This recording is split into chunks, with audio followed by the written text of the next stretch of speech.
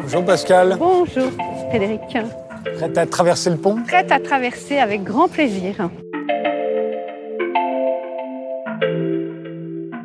Présentez-vous. Je m'appelle Pascal Mussard. Je suis née d'un père architecte et d'une maman passionnée par différents types d'art. J'ai 3 enfants et 4 petits-enfants. Si vous deviez résumer votre parcours professionnel en une phrase, ce serait laquelle? C'est difficile, mais si c'était résumé en un mot, c'est passion pour la création, pour le travail bien fait, passion pour l'excellence. Quel a été le déclic? Pourquoi Hermès? Une femme, Nicole de Vézian, elle s'occupe de style, elle crée, elle est coach à l'époque. Et finalement, un jour, elle est engagée par une grande maison qui est Hermès et elle emmène ses 2 assistants, Christian Lacroix et moi. On commence notre vie chez Hermès de cette façon-là. Petit H, ça consistait au fond à récupérer ce qui était considéré à l'époque comme des déchets.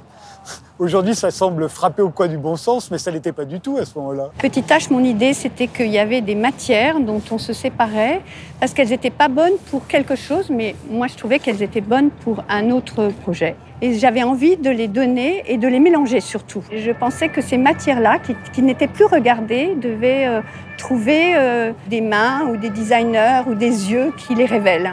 Aujourd'hui, vous êtes, on pourrait dire, dans votre 2e vie. Alors, en quoi consiste-t-elle? Comment est-ce qu'on pourrait la résumer?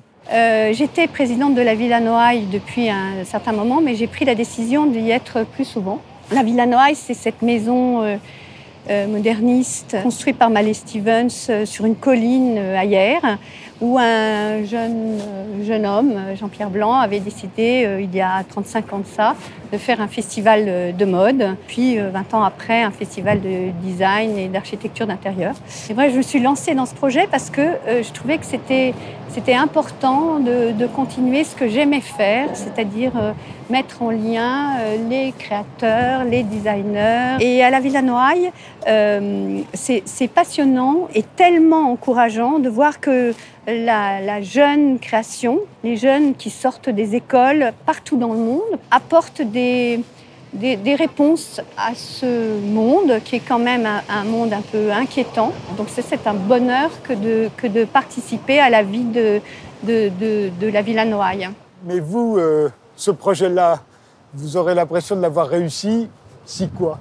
Je pense que je l'ai déjà réussi quand des lauréats ou des créateurs de mode qui sont passés par la Villa Noailles ont trouvé leur moyen de développer leurs rêves. Eh bien, nous voilà de l'autre côté du pont. Merci Pascal. Merci Frédéric.